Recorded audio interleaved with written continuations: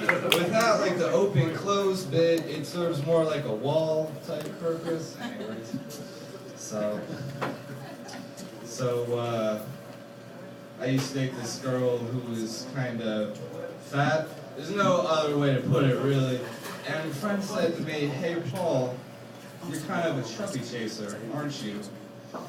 I said, "Actually, the reason I hooked up with that girl is because there was no chase involved."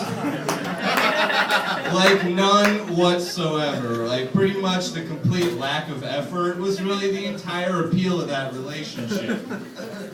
You can't just go naming sexual categories after fun alliteration. I don't have a fetish. I have impatience and a drinking problem. Got a lot of problems, man. Like money, I suck with it. You know you're bad with money when your bank cancels your account because of suspicious spending. But then you get on there and everything checks out. It means my bank thinks I spend money like I stole it. Like some guy at some point was in a nice office building and he was looking at a spreadsheet of my shitty spending habits, and he was like, "There's no way this dude overdrafted his account on talking Han Solo keychain." But I did. Anyways, so I like drinking Miller High Life. It's a cheap beer and it gets the job done. But what I don't like is that they call themselves the champagne of beers. They call themselves that because their bottle is shaped like a champagne bottle. You can't just make that drastic a comparison off of something that's shaped like something else. That would be like if I went, "Hey baby, I've got the Empire State Building of dicks." You really can't do that. It's like pretty much just like any other building. The average amount of floors.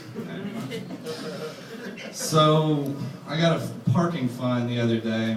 Fines are kind of weird because it's basically like laws that you can just pay to break. Pretty much. Like if you come in and it makes me think of the city as like a nightclub bouncer, and you go in and they're like, "I'm sorry sir, this parking lot is full." And you're like, "How about a few $100? And they're like, "Oh, a spot just opened up right here in the very front. Just drive over that painted wheelchair. Go for it, man." And it got me thinking about other shit you can pay to break. Like, in Virginia, I researched this. These are true numbers. For $250, you can drive on the shoulder. Yeah, just like a whole lane, just for you. For $250. That seems pretty worth it. And in Philadelphia, and I suggest you do this on a first date. If you're ever in Philadelphia, for $350, you can defecate in public. You can. And then if your date is like, "What are you doing?" You just go, "It's cool, I have money." Get this. In Ohio, for $5,000, you can shoot a dog. You can. I'm not advocating dog shooting. Ohio is. It makes me wonder if like some guy in Ohio right now is at his desk and his coworkers going, "Wow, Bob, you're putting in a lot of overtime." He's like, "I know, I'm saving up to shoot my neighbor's dog. I know I could make it look like an accident, but I'm really trying to send this guy a message." Why, do you ask? Well, he always takes my paper, he parks too close to my mailbox, and he had sex with my wife. I don't know why I didn't mention that one first. I don't know. Anyways. So the other day I was doing this thing I sometimes do where like I'll trip on acid. And I was watching this commercial for LifeLock. Identity theft protection. That's a scary concept when you're tripping, because like you can steal my wallet or my car, and now you're talking about stealing like my memories and my sexual preferences. That's my identity, man. And this poor dude's on there, and he's talking about how before he got LifeLock, people were just stealing the shit out of his identity. And this thing came up in the corner that was like, these are actors. I thought, oh my God, it happened again. That's not even really him! Somebody stole his identity just to do an anti-identity theft commercial. That's just mean. Anyway, so on the side of a pack of cigarettes, it has a warning. On the side of a bag of weed, it does not. So I like to write one. And they usually go something like, warning. This weed is the bomb. Or like, you gonna get the munchies, mofo. But sometimes I'll get real specific, write something like, hey Kenny, watch out. And then when I see him reading it, I will push him down a flight of stairs. That joke is really hard to pull off, because we usually smoke in my basement. So I think if you're ever taking someone, like if it's your friend's birthday and you're taking them someplace, you should try to like almost get in a fatal car crash. Because isn't it really the ultimate birthday gift to make someone's life flash before their eyes?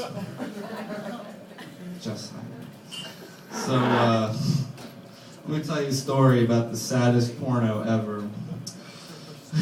So I broke up with this girl. We were dating for years and years and years, and we were very much in love when she left me. So I did what any normal man would do. I found a porno actress that looked just like her, and I beat off to her relentlessly. And I'm watching one of her films, and at the very end, like the cameraman starts to get involved, and he's just like, is there anyone you'd like to dedicate this to? And she goes, yeah, I'd like to dedicate this to Paul. That's my name, by the way. Oh my God. And he says, why, who's Paul? She goes, he's my ex-boyfriend. I don't love you anymore. Whoa! I watched this to escape reality, not to get bitch slapped by it. What is going on here? Like, the only thing that really could have made that video worse is if somebody that looked just like my dad came into the camera and was just like, hey, and the divorce was your fault! And then they high-fived.